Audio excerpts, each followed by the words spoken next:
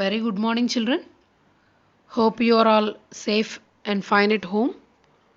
Today, I welcome you all for the last session of your class for the second lesson, Laws of Motion. Before entering into today's content, let's recapitulate the previous classes what we have discussed. We have completed the Newton's first law, which is related to inertia and mass, and in the same way, Newton's second law, finding out the momentum and F net, total net force acting on an object, and the Newton's third law, where action is equal to minus reaction. That means the equal forces will be acting if any two objects will be striking each other. All these we have discussed, and a small content is remained back about the momentum. Today with that we will finish off the class. Today's topic is conservation of momentum and impulse. Before entering into the topic, just I want to give you an arrangement showing here. It's an U-shaped PVC pipe. I have opened it and I have placed it like this, and I have arranged it like this on some particular height. Its width is 3/4 inches, and the length I have taken hardly 3 feet, and I have placed a few marbles in this position, and I made few of the marbles to move from one more position. I've named this as the part A and this as part B. If I have rolled or allowed a marble to flow in the pipe from part A, when it strikes the marbles in part B, what will happen for the marbles? And in the same way, if I decrease the number of marbles here, previously it is 5 are there, I will keep 4 marbles and I will place this marble also there in this particular position, and I will allow it to roll down. What will happen for the remaining marbles if I do like this? For answering these questions, you must come to know one example here.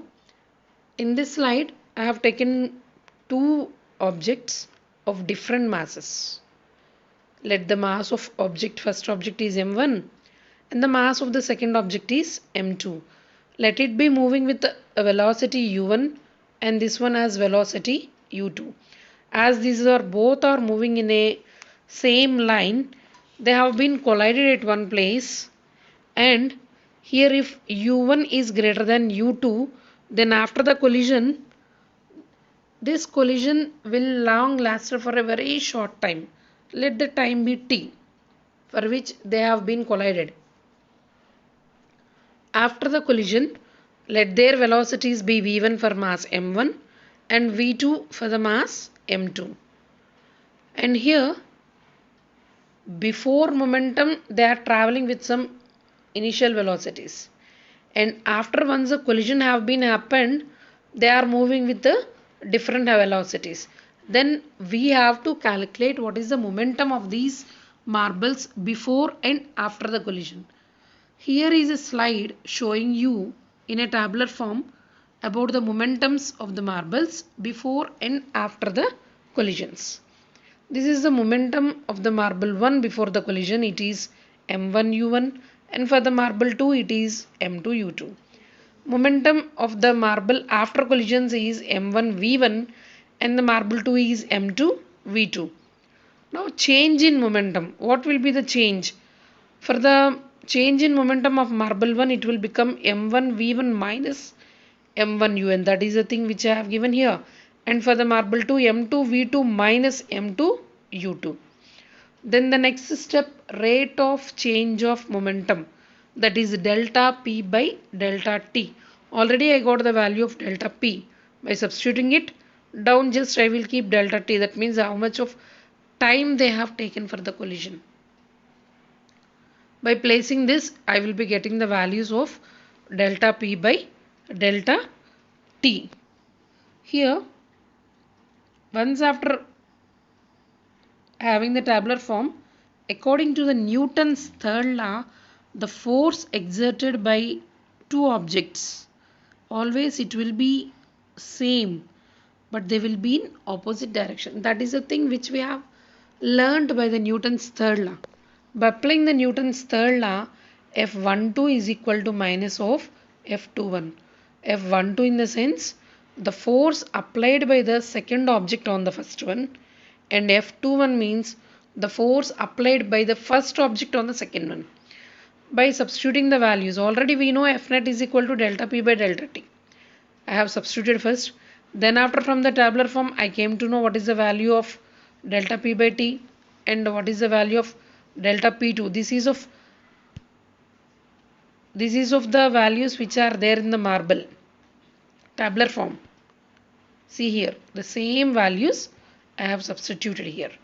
By after solving it all, that means after cancelling away the T and after taking the negative signs that side, you will be getting the value M1U1 plus M2U2 is equal to M1V1 plus M2V2. From this, what we will define about the law of conservation of momentum means, in the absence of any net external force on the system, the moment of the system remains unchanged. That means a system is there, then unless a net external force act on it, whatever the momentum is there before, the same momentum is there afterwards also. It doesn't change. That is the law of conservation. Conservation means nothing new will come and whatever is there, it doesn't go away from there. That is meant by conservation. In your lower classes also you might have studied about the conservation of soil, protecting. In the same way, conservation of momentum in the sense whatever is there before in the system, it will be there afterwards also, unless an external force acts on it. If an external force acts on it, then only there is a chance of change in the momentum. From the above examples, here what the total momentum is unchangeable before and after the collisions. In the same way as I have shown you an apparatus in the first slide. What is it? If you allow one marble dropped from part B or one marble left in part B, the total momentum of the marbles doesn't change. It will be same.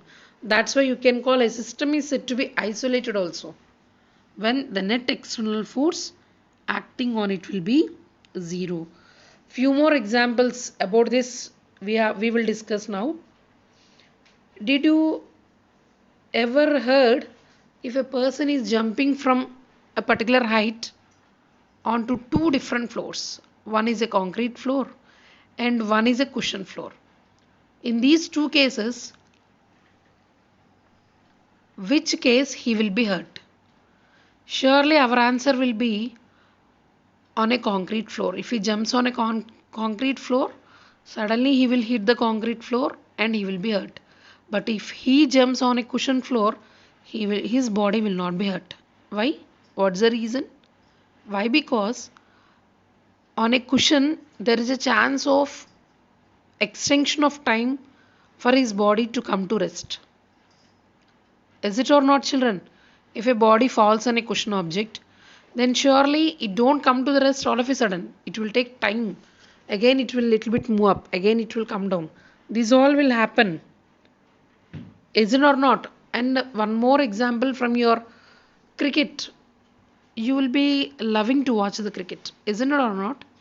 In the cricket play, if you see the fielders, if you clearly observe them, once they are catching the balls which are hit by the that batsman, they will move the hand or they will swing the hand in the same direction of the movement of the ball. You will be observing it. Why? What is the reason? Why he is making his hand to swing a little bit in the direction of movement of ball, even though he have catched it, means if the ball hits his hand all of a sudden, his hand will get hurt.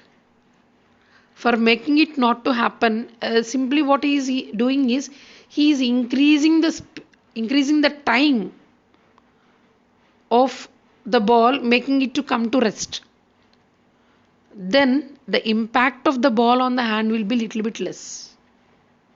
Is it clear for you, children? These are all the daily life activities which you will be taking here. That means the rate of change of momentum will be less, so that the force of impact on the ball on the hands will be reduced. Here, if he drags his hand to a little bit more, what will happen? The force of impact on the ball on the hands will be reduced surely. That means the rate of change of momentum also will become less. If the rate of change of momentum is more, then surely it will hit very strongly. Whenever it will become less only, it will reduce the impact. How you can reduce it? By swinging or by making it to whatever the object is, by making it to come to the rest, by taking a longer time. If you are taking the shorter time, surely it will hurt it more. One more example I want to show you, and for that here is an formula. By based on formula I am telling you F net is equal to delta P by delta T. This is the Newton's formula which we know already. By placing the delta P one side and making this to move the next side, the formula will become like this. The delta P is equal to F net into delta T. From this equation, we know the product of net force and the interaction time is called the impulse of net force. Impulse is equivalent to the change in momentum that an object experiences during an interaction. Always the impulse gives you the change in momentum, how the momentum have been changed, that an object experiences during its interaction. That is said to be the impulse force. For this, one more small example I want to code you. Here is an egg. I have taken an egg. Don't do this in your homes. Just see it. I have taken an egg and I have dropped it from my hand. On the floor it have been dropped. Surely this is the case. What will happen there? Is it or not? See here in this slide, these are all called as cushions. And I have taken one cushion and on this I made the egg to fall. Will the egg break? No, the egg doesn't break. Why? Because the cushion will make the egg to come to rest. A little bit time longer it will take. That's why the egg doesn't break. Did you understand, children? Here I have shown you a formula. Delta P is equal to F net into delta T. Here, even though in these two cases, delta P is same. In this case, this is also egg which I made it to fall down. And this is also a case where on this cushion, I will make the egg to fall down. In these two cases also, delta P is same in both the cases. But the magnitude of net force which is acting on the egg, it determines whether the egg has to break or not. The same reason the fielder also there, if he catches the fast moving cricket ball by pulling his arms back, then he doesn't experience the impact that much fastly, rather than if he catches it very fastly, the impact will be very strong. But at the same time, after catching the cricket ball, if he pulls his hand back, the impact of the ball, the total momentum of the ball will be reduced. By that, the impact also will be coming down. Did you understand, children? These are all the general examples which will be happening around us, which you will be calling it as an impulse, which depends on F net and the time of the object, what it will be taking to come to rest, whether it is taking short time or more time. If it is taking short time, surely the impulse will be more and the net force acting on it will be more, and again it will hurt it more. If the duration of the time extends, then the F net also will take the time and the impact of the objects will be very less. Did you understand, children? And with this, we are closing our lesson. Laws of motion. And these are all the fielders. These are called as the fielders who will be catching the ball. Here I have given one more slide. Once after catching the ball, they will move the hands that side or this side. If you clearly see it, you will be observing it. Okay. Okay, thank you children, and read your textbook carefully. Today the last part, this is the last part of your lesson. Read it from your textbook, and I have given you an assignment from your textbook itself. Is a think and discuss questions. Here is a slide showing you this is assignment. Do it in your homeworks, children. Thank you. Be safe, children. Thank you one and all.